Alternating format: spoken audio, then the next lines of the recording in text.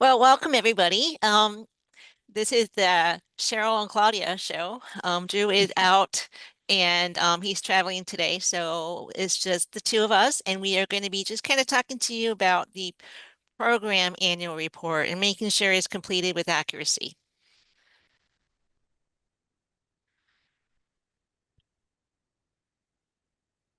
So today we're going to be talking about access in the FCSUA community. We'll talk about the deadlines for reporting, what information we're collecting. We'll remind you about the cloning function and things that can go wrong with the cloning function that we want to avoid, any common errors that we want to avoid. Claudia is going to give us a demonstration on a report that you can kind of see what it looks like. And then we're also going to remind you and share some neat features that we have, newer features for available assistance and resources. And I want to remind you, when we do the annual reports, we have our center annual report and we report on what you guys submit to us. This is why it's so important to make sure that the information you share with us is accurate and complete. So I know some of you were questioning about how many people get access to the FCSUA community. Each program gets 3 licenses. So decide who are the 3 people who will have access to the community. We might have some programs that have multiple campuses or a really large number of students. So you might want an additional license just to have an additional person to help out with the reports. And that's decided individually, and just reach out to Claudia and we can see what we do. We do pay for these licenses, so we try to keep the number down, the minimal. So the annual report is due July 1st, is 3 months away. This year seems to be flying by. I can't believe it's already April 1st. So the annual report is due July 1st. They need to be submitted and approved before you can start doing your student reports. The student reports are due August 1st. So remember, make sure you have everything updated and into the annual reports, your program report. Start it now. You can get the information that you've been doing on your quarterly reports and start getting that information to start uploading into your annual program report. So the student report is a little bit different. The student report should be aligning with the scholarships, and the student reports is individual student data for each of your students that are enrolled. So as a reminder, we talked about our statute and the statutory authority that we have for this program. And just a reminder, by July 1st of each year, an eligible institution that has an FPCTP shall submit an annual report to the center, which at a minimum for the prior academic year addresses the following performance indicators: efforts to recruit students in the FPCTP and the number of students enrolled in the program, efforts to retain students in the FPCTP and the retention rate of students in the program. We also look at projections, credentials, concentrations, certifications earned, any partnerships, peer mentorships, and we look at an academic year, which is July 1st to June 30th. So when you're doing reporting, think about that spread of time between July 1st to June 30th. So again, submit the reports. When you submit the report, Christian, myself, and Jackie will be reviewing them. We might be submitting some questions or comments to you. We want to make sure all the information is accurate, understandable, and complete. Once that's approved, then you can start on your student reports. And the student reports have a lot more detail in them, so make sure there's everything's in there so you have enough time to get everything done by August 1st. So how did we do last year? Well, we had 25 programs that submitted their annual program report. 9 of them were late. So that means 25% of our programs submitted the reports late. Let's not do this year. And I know I had just started. The summer was really stressful, trying to review reports, trying to review student reports, and then trying to get our center annual report done. So you have 90 days from today, start working on the reports. 44% of you, which is 11, were correct the first time. And 6 out of the 25 were correct the first time and on time. So again, do your reports, complete them with accuracy. If you have questions, just reach out to us and we'll help you out with those.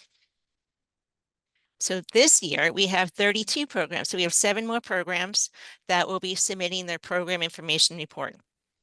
And we have some new programs that will be submitting reports for the first time ever. So that's Irwin Technical College, First Coast Technical College, Miami Lakes Technical College, Osceola Technical College, Polk State, and Ridge Technical College.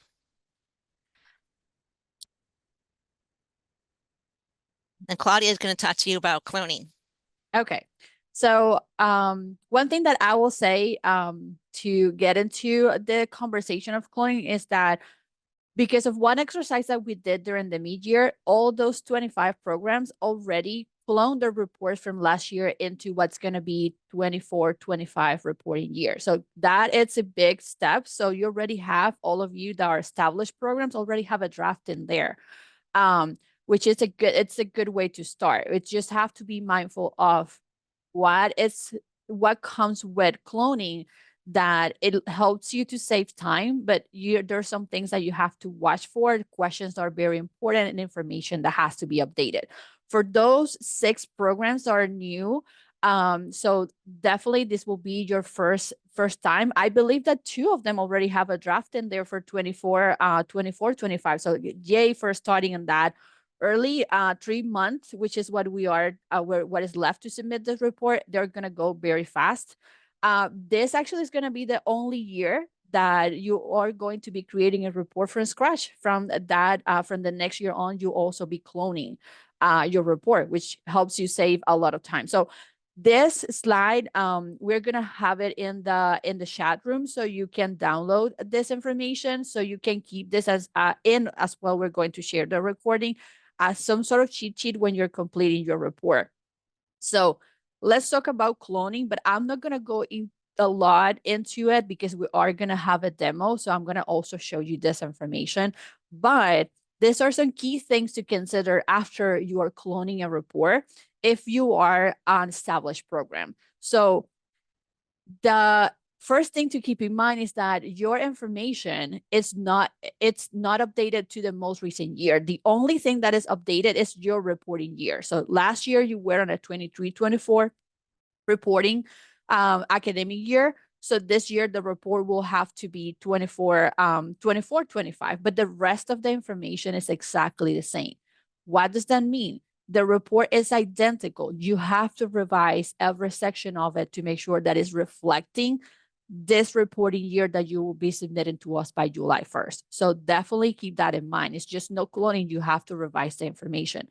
All the sections have to be revised. They must be revised because there might be some changes. You are going to, we're going to go deep into the credentials and the agencies that you have partnerships with. So definitely take a look at the sections. Don't leave any questions empty. One thing that we're doing is we're actually adding some validations to the form to make sure that you're not missing information. So we will get to a point where that even is not going to be a possibility. But if you have a draft already and you want to work on your report since like tomorrow, go ahead and take a look at the questions. If the questions are in the form, they're meant to be responded. So we need that information. Don't leave that empty. And if there is a reason for that question to be empty, every section of this report has an additional information description box.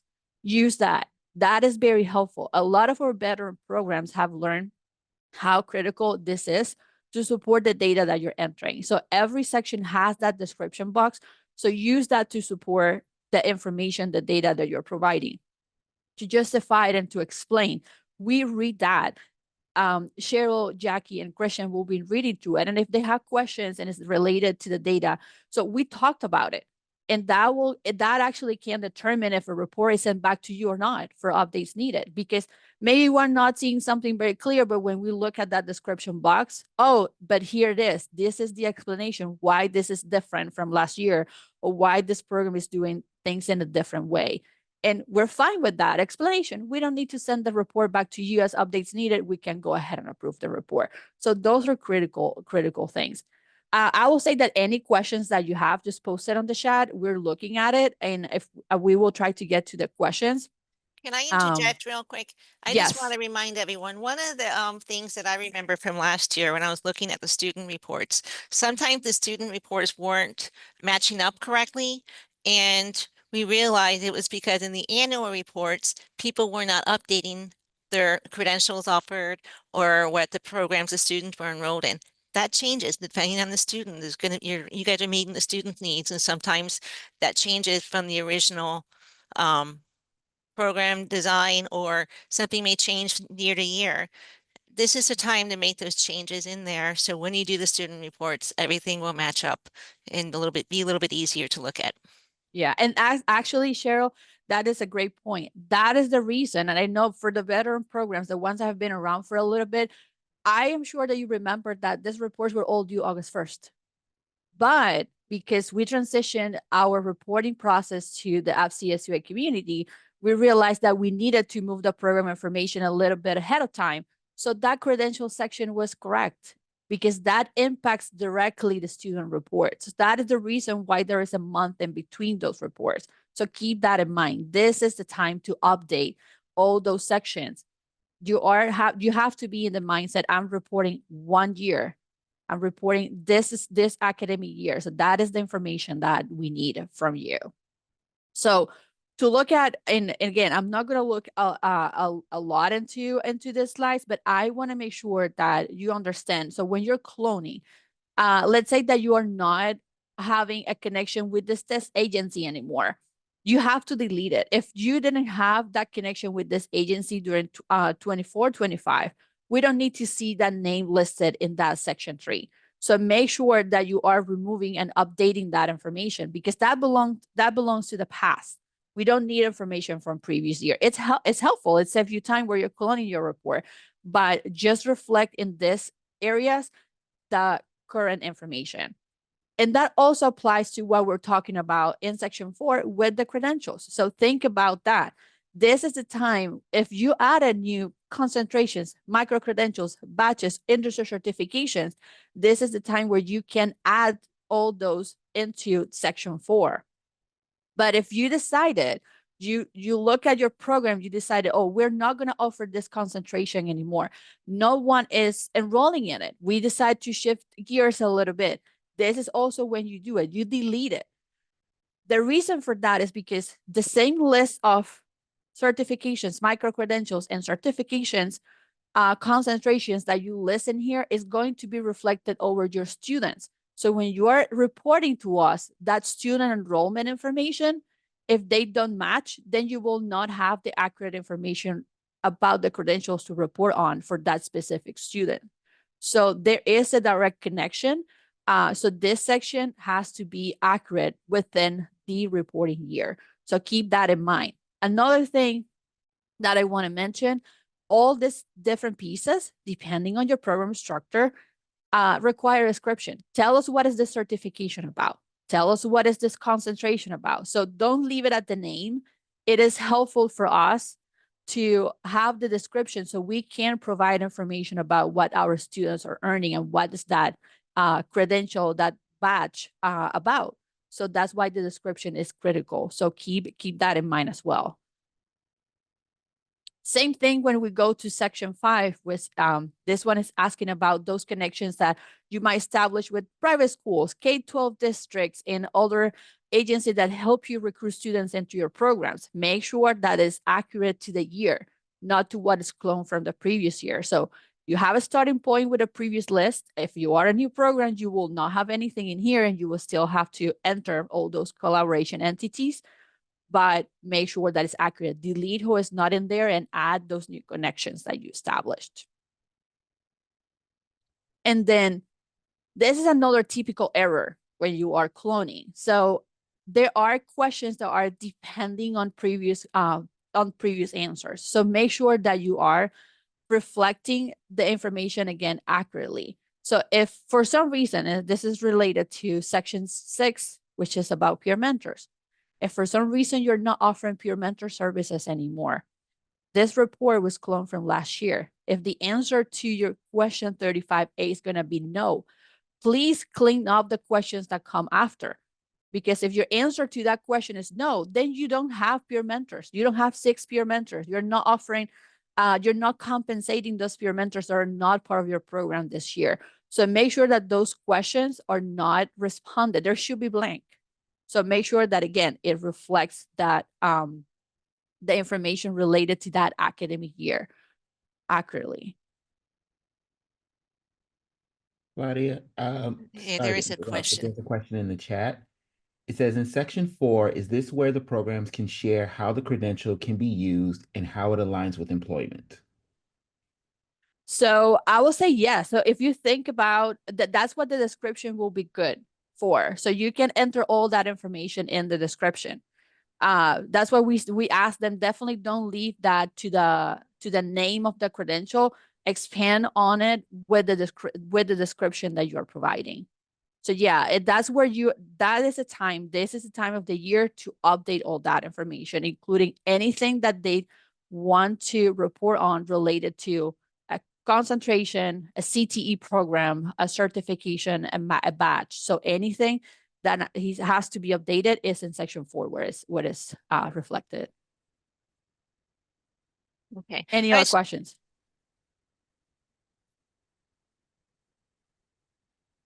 Nothing else in the chat? Okay. Not right now.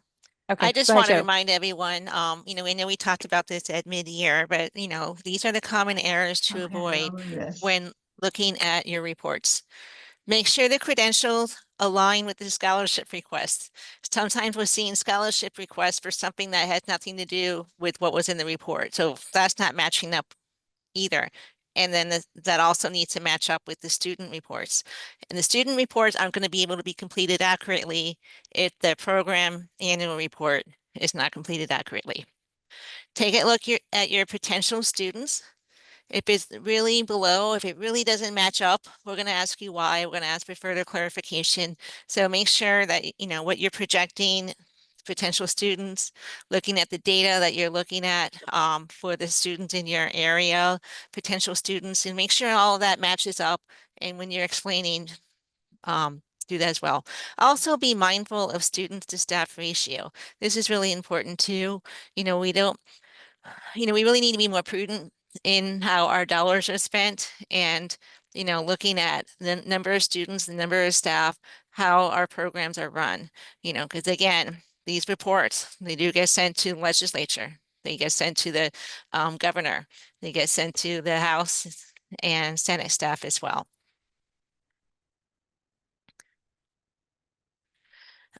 You're going to see comments, and I can just let you know, that's going to be the next slide, Claudia. The comments, you're going to have SS, that's me. So I know some people are like, who's SS? That's me. I'm Cheryl, not Cheryl. That's like a joke here. Then we have Jackie. Jackie, are you going to be JMP? She's going to be JMP. And then Christian is CZ. So when you see your comments, that you'll know who is asking them. So feel free to follow up with us. But respond to the comments. You know, we had a program this year who filled out an application, and I loved what they did. They went ahead and had an uploaded document, and they just had the list of our comments and then their responses to our comments. They've also put it in the in Salesforce. They put it in the community as well, where they belong, but they had a separate running tally of our comments, so we could go back. It was nice. We could go back and see what the comments were and then what the responses were. So if we had further questions, we can just go back and see what was said.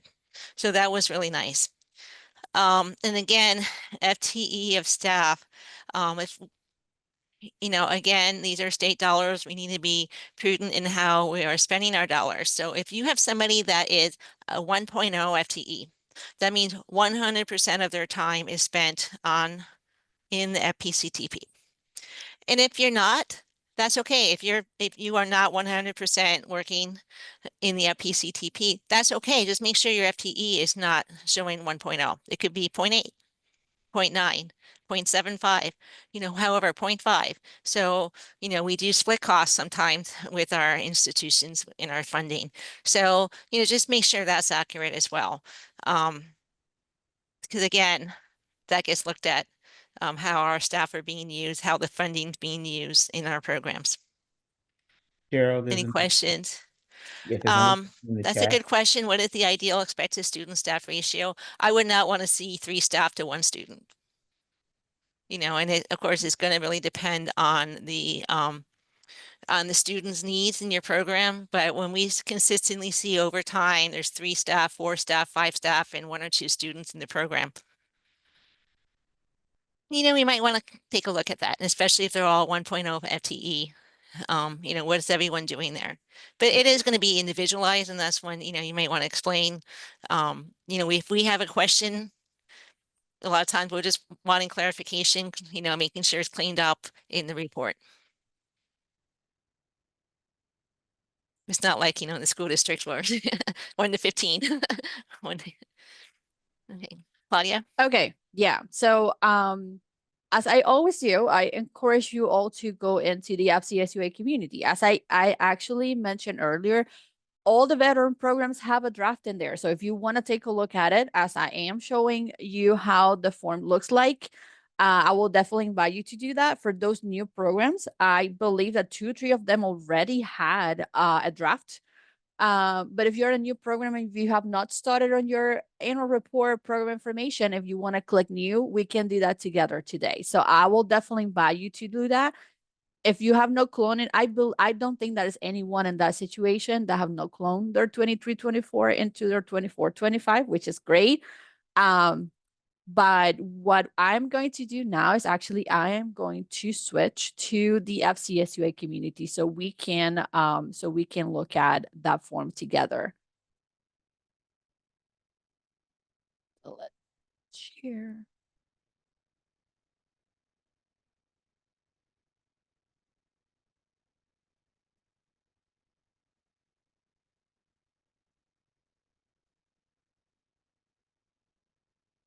Okay, here we go.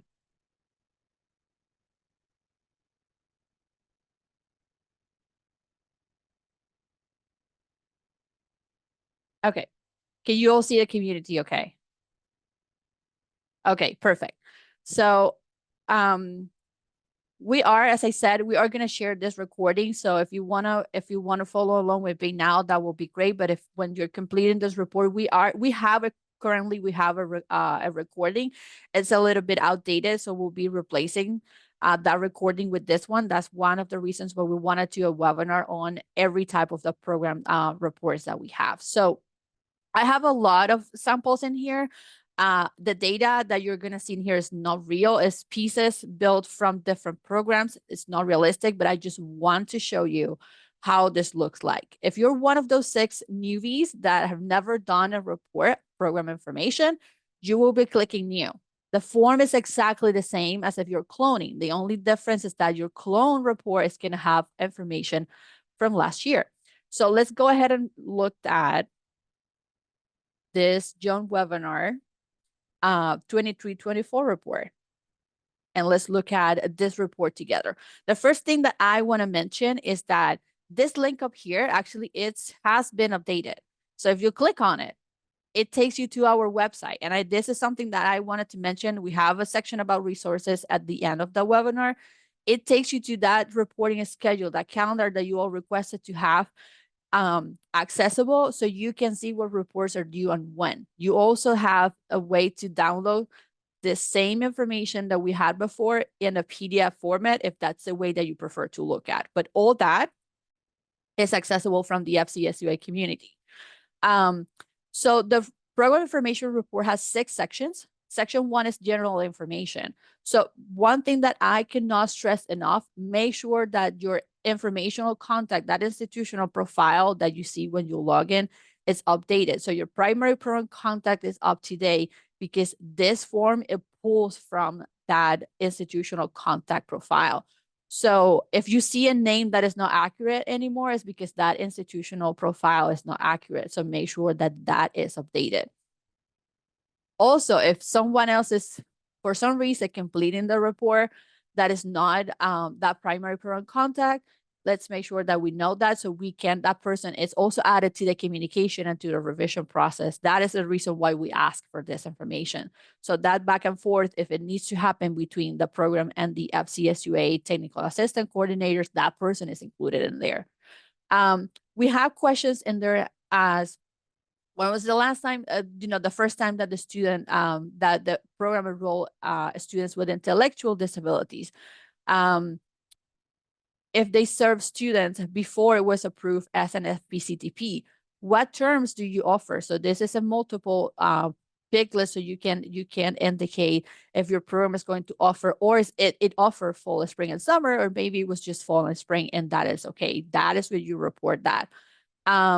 What kind of idea are the students issue? And if you are in that situation where you were due to submit your federal CTP application and to get that approval, which every program should get within a year after they're approved as an Florida Postsecondary Comprehensive Transition Program, you can update us on that in here. You can tell us what's the status of that application, on what date you submitted or on what date it was approved. And you can also upload a copy of that application and add approval in here. So we know that you have that application submitted or is in the process, or you already approved that. And here is that box that we were talking about, Cheryl and I, were those clarifications. Every section of the program information has the box. Use that if you think you have to provide additional information. This is not the only space. You can see these 3 little lines in here. You can expand and type on it. So definitely use that to provide more information. So then we move on to section 2. There is a lot of this, as Cheryl was mentioning, that we report on to the state. So to have this in an accurately manner, it's critical to us. In this case, there is no staff member. So if you're a new program submitting this report for the first time, you will click on this form. If you're an established program, you are going to have in this list last year's staff members connected to your FPCTP. Make sure that you revise that information, that the names listed in there, in this case, the initials listed in there are the ones corresponding to 24, 25. And there is validation in place in here. So there is going to be, if you're, for example, saying that the total number of hours that the staff member is working at the FPCTP is 20, we then ask you about how are those 20 hours distributed into the different roles. So let's say that you are 15 hours into leadership, but you made a mistake and then you added 10 hours into advising. The community is not going to let you submit that to us. It's going to tell you that you're submitting 25 versus 20. So you're going to get an error message. I always like to remind everyone, the error message in red at the top, they actually have what's happening, what's wrong, but they also have the solution. Read those error messages because they will guide you through fixing the problem. So be mindful of that. We also ask you for the source of funding. So if you're saying that you're doing that, this staff member is making is working 20 hours with the program, this 3 funding sources, of course, they need to add to that. So there's no way that you are going to submit here 15, 10, and then 5. See how you get all 3 different messages because you are missing. First, you're missing information. You need the initials, but you're also, there is validation in place that's calculating for you the error. So pay attention to the errors because they will guide you and will tell you what needs to be done and how it has to be done correctly.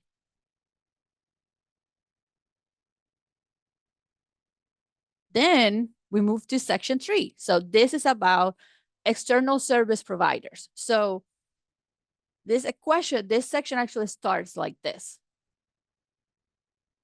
So if you clone your report from last year, as I was explaining earlier in the slides, and you have a list of agencies in here, and there's someone that you're not connecting with anymore, please delete that information. before you actually switch this answer to no, because that's not removed automatically. So make sure that your report is clean and accurate. If you're adding new agencies, this is how it's going to look like. We have some examples in here, the most common ones, but you can also select other if any of this actually fits the one that you have to enter, you can name it, and please you describe the service or experience that this agency is providing. So we can test that in here and also save it. And then once you have a listed, some of the actions come up in here so you can edit or you can delete it if you need to. Again, every section has an explanation, clarification related to the information that we are collecting. Use that box if you need to provide additional information. So I'm going to go to the credential sections. Is there any questions on the chat, Drexler, before I move on to this one? Because this one is critical.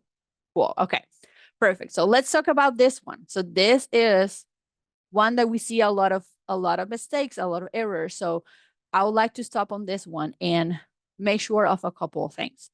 Not necessarily every program is going to have a general endorsement. Some students go, especially I think that the technical colleges, they go directly into the CTE programs and they will be earning what is earned from that CTE program. So leaving that, it's fine. Leaving the empty, it's okay. But if you have one and it's changed, let's say that it was different from last year, the certificate, it's a certificate, and that certificate name changed, the description change, this is the time where you are to be updating that information. If you all remember from our annual report, we also report on this information. So if you have a general endorsement that is granted to the students upon completion, we are reporting on that general endorsement as well. So make sure that it is updated, that is accurate, that's what the students receive during the reporting year, along with the description. So you are in this, it's going to look a little bit different depending on your program structure and your curriculum. But this one I think is the best example because it includes everything.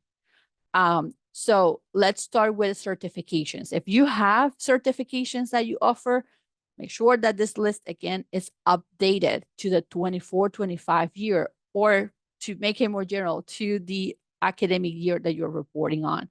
Make sure that there is a description. This is not correct. We need to add a description for this Microsoft 365 credential fundamentals, so we can compile this information and share it accurately. If you're not offering Adobe InDesign, go ahead and delete it. There is no need for that to be in there. And it actually didn't go away. Live demos. Okay.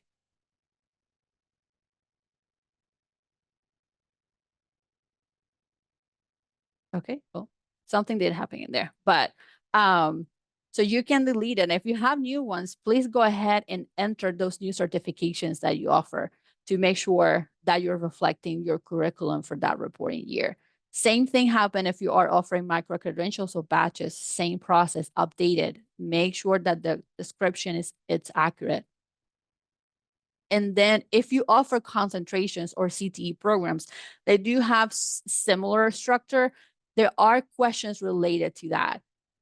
Don't leave questions empty in these forms. This is critical to us to be able to understand how the program flows and how the students navigate through the FPCTP. So knowing all this information is critical. We ask you about the units of time. So how long is it taking the students to complete? It's a credit, it's their hours. What else is it? What are they getting when they are navigating through these concentrations or CTE programs? Are there different benchmarks that they can complete? Can they get an industry certification as part of that concentration or that CTE? If you say yes, you can list them as well in here. Are they having the opportunity to earn micro credentials or batches as part of that concentration or that CTE? If you say yes, you also can list them in there. So make sure that you are looking to all the questions for every concentration or CTE program, if that is the case for your FPCTP, to make sure that this is later reflected accurately over your student information.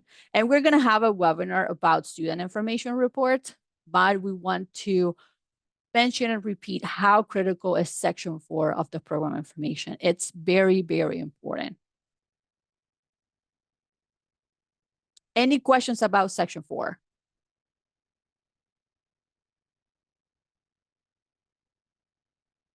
Okay, perfect. And if you think about something else later, you can reach out to us. You know that. Again, another description box for you to use. Make sure that if you need, please place that information, additional information in there. So section 5, I think this is one that Cheryl was mentioning. It's about those potential students. Those numbers have to be as accurate as you can. And please also list the source of information that you're utilizing to collect that number, those potential students. We know that that can vary from one area to another, but it's good for us to understand where are you getting that information from. Also, if you don't know, reach out to us. We are going to be able to help you, but connect with us if you have no idea where to get this information from. We are here to help you out to complete the report as well. But this is one that we see that sometimes we need to send a report back because it doesn't make a lot of sense. And most of the times because you're not describing the sources of information accurately. So we're not able to match question A with question B. So keep that in mind.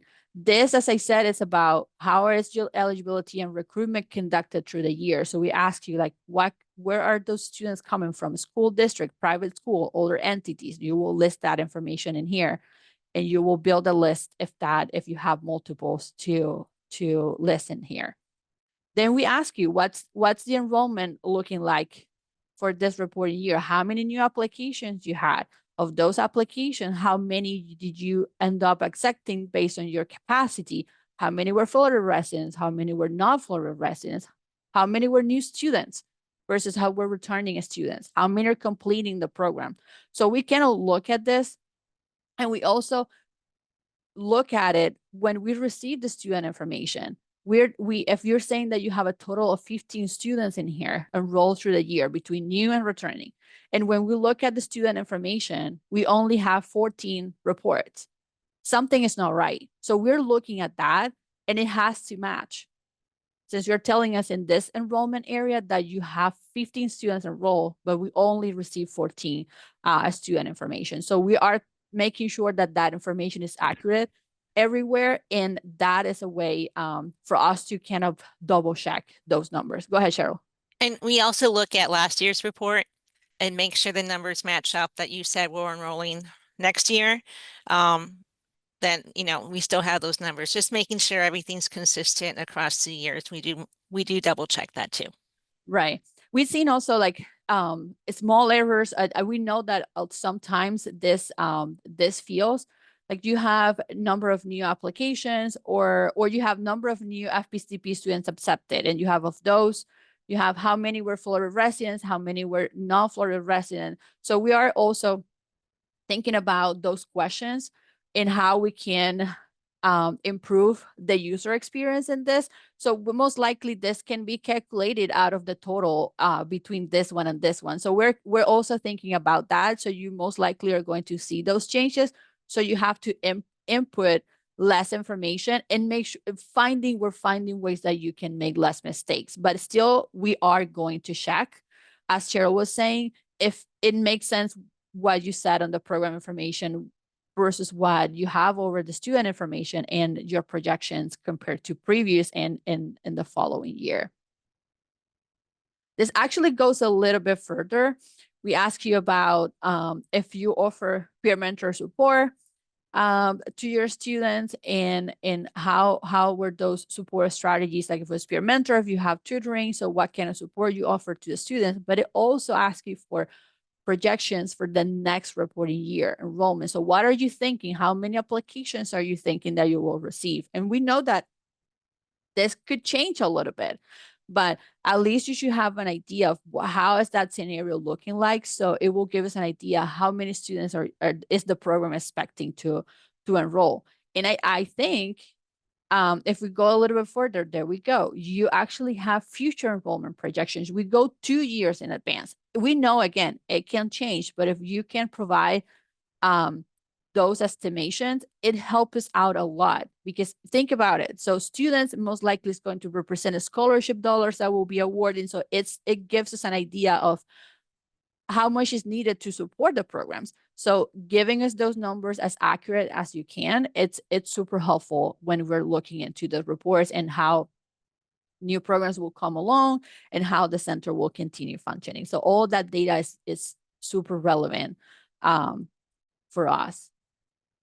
And then section 6 is about the peer mentoring in details if you offer it. So how is that offered to your students? What kind of support are you offering to those students? Are you only offering employment support? And this is a multiple checklist. So we have programs that offer multiple areas of support for their students, but maybe it's older. And if it's older, you have the opportunity to describe that information so we can report on it. Maybe you are compensating. Most of the programs are actually compensating the peer mentor somehow, and that's also critical information. How are you doing that? So we want to know about that. And how many hours are those peer mentors supporting the students in an average for the program and the students enrolled in the programs. Again, another box to support your data. Or maybe that this year you didn't have peer mentors, but you can explain, well, maybe we're pausing the program for this year, but we're resuming the following year. So that's when this descriptions boxes come helpful. And it is not required, but if you have anything in terms of documentation, images that you want to upload to support your data, your report, you can do that. So please use that if you think that is necessary. Then you can use this upload file section to do so. And those files will be listed here. So definitely take advantage of that. If you think it's necessary, you have the opportunity to do so. Briefly about the submission and save process. If you click, you're working on your report, we're not expecting you to complete this report like at once. So we know that there's a lot of information. That's why we're having this webinar. So you see what information needs to be collected. You can start preparing for it. But you can have it as a draft. So that's what save is about. If you click save as you work on this report, it remains in the community as a draft. If it's a draft, we don't look at it. We know that you are working on it. We leave it alone until you click submit. If you click submit, we get an email. You get a confirmation email that it was submitted, but we also get an email saying that FPCTP program X submitted their annual report program information corresponding to the 24-25 reporting year. Then that's when we know that we have to look at that report. So if it's a draft, we don't look at it. You can work on it as many times as you need to. When you submit it, that it's a cue for us to look at that report. If the updates are needed, if we have questions or comments, some blue letters font is going to start showing up on those sections. You're only going to see them when we send you back that report as updates needed and in the section when we have questions. So when you get that report back and you get that notification email, you're going to go through this form and you're only going to see those blue comments from Cheryl, Christian, or Jackie if we have questions about it. So they're going to be in a different font color. It's going to be blue. So look for those if we have additional information requests or we need clarification or something, we have questions. Cheryl, anything that do you want to add to this part before we move on? No, I think you did a good job explaining. Okay. And there are no questions. Okay, no questions. Okay.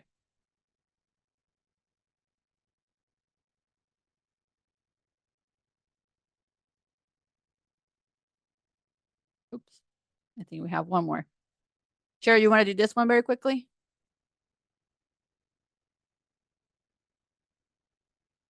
I'm just still seeing the Oh, community. okay. You have to pull up Sorry. we have a couple more slides for you guys. Hang in there. Yeah, just a couple more. Here we go. Can And you I see it just now? want, yeah, we see it now. I just want to remind everyone, open communication you have questions, reach out to us.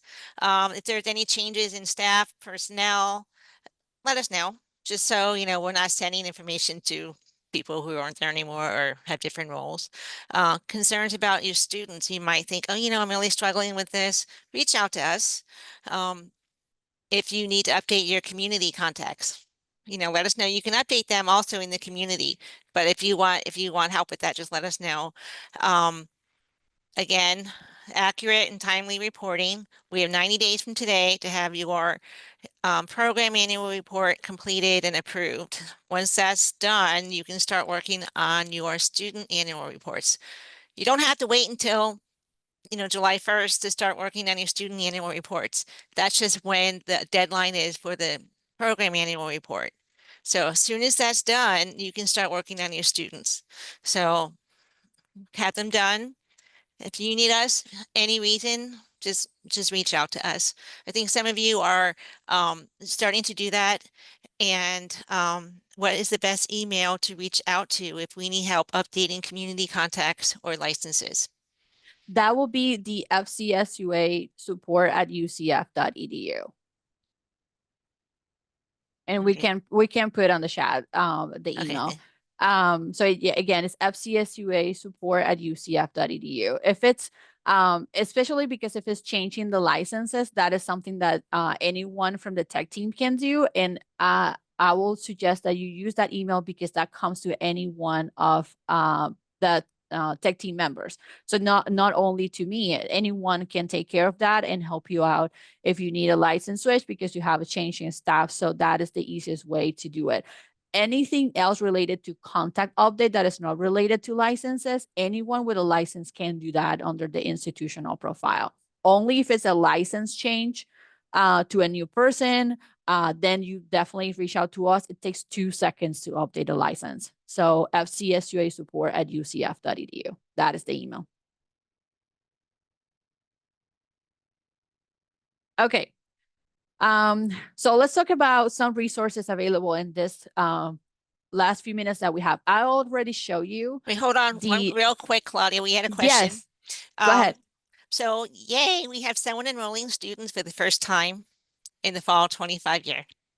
So the question is, are these reports for existing students or incoming students? So these will be for existing students. So this is for the academic year 24-25. So if you have any students now, that's who you're reporting on. But you were going to say we're projecting, you know, 25 students, which is really cool. It's a lot. So we're projecting this number of students. So then next year, the 25-26 annual report, that's when you'll report on your students. Okay. So I already show you that you can access this page directly from the FCSUA community when you're logged in. This is on our website. We have created an FPCTP report section for you when we updated the website last year in July. It doesn't stop at that schedule, that calendar, and that type of report that is color coded. It has pages that go through the details of the FPCTP reports, the grant reports, and the scholarship reports. So those pages, my advice, look at them. There is information in there about deadline. It's about information about, there is information in there about the data that we're going to be collecting, but also the recording that we have done for how to complete every single report. It's also in those pages.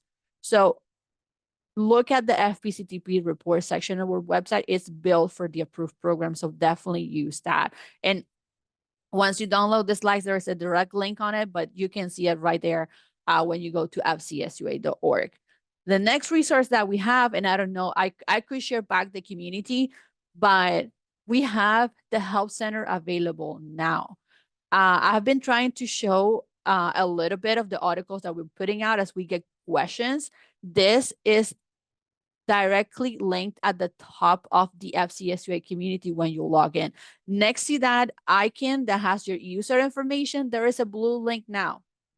That link goes to the FCSUA Help Center.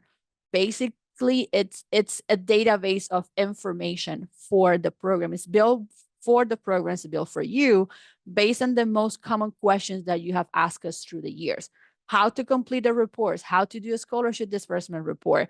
It has a lot of information also in a strategic plan. So you can see it even by topic. My advice, look at it. A lot of the questions that you ask us daily are already responded in here.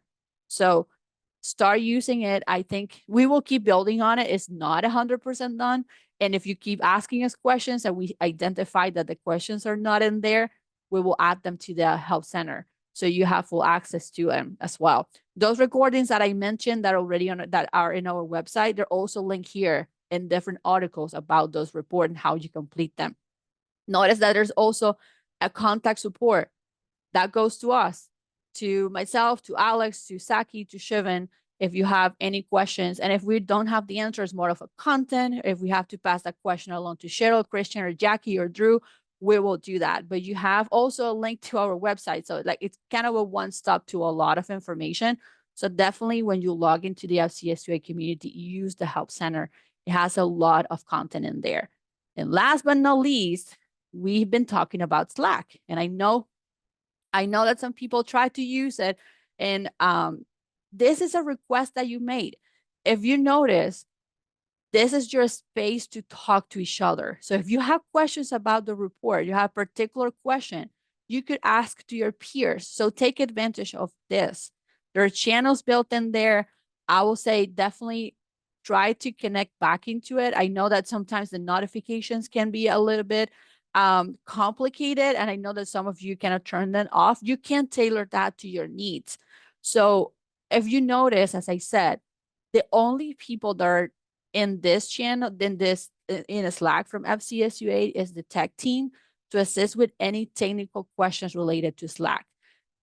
There is nobody else. Maria is not here. Drexler is not here. Christian is not. Cheryl, Drew, Jackie. This is your space to talk to each other and to ask those specific questions that you might have when you're working on this report. Someone else might have the answer because they're very similar. So that's why you have a state college channel, a university channel, a technical college channel. And I know that Todd's been our champion trying to get questions answering here. So we appreciate that. So please join Todd in the conversation because especially those new programs, those 6 new programs, take advantage of those experienced ones and ask those questions in here in Slack. This is your space. We're not looking at what you're saying. This is your area. This is And your room to ask questions. I always say work smarter, not harder.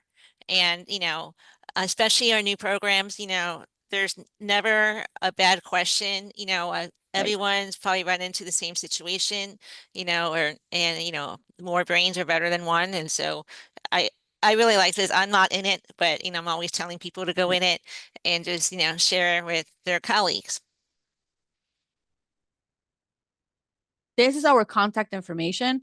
My apologies for that line being over our address, but again, that is our main email address and that FCSUA support@ucf.edu email.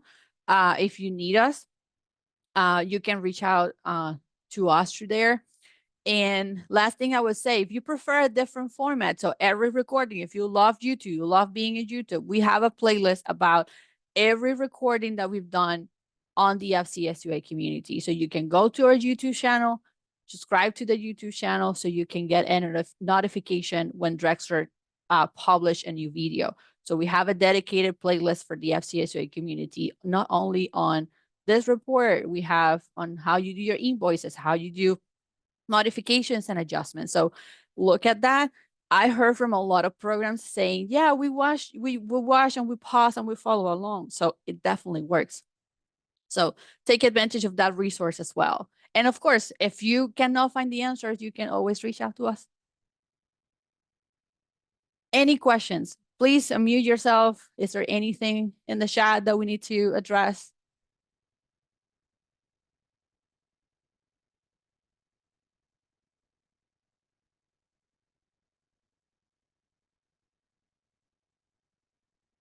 And we have posted the evaluation to this webinar. I think our next one will be about follow-up reports. So stay tuned for that because IRIS will be sending out an invite. Since follow-up reports are not connected to the program information, that is another set of reports that you can start thinking about right away. So we will have a set of these webinars, and the next one will be follow-up reports. Drexel, you know exactly when we're hosting that one? The next webinar, I believe, will be hosted on the third Tuesday of this month. So that will be At the end, okay. this 13th, no, 16th. Okay. Claudia, Todd has a question. Okay. Todd's question is, can I submit a modification and an adjustment at the same time? No. The answer to that is no, Todd. And if you need more information, you either do a modification or an adjustment, but no both. If you need us to talk you through it, just send us an email and we will connect. It depends on what is needed.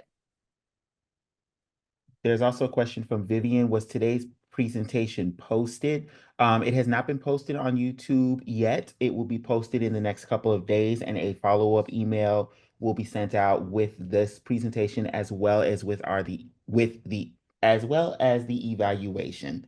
Tongue was going faster than my brain. Any other questions?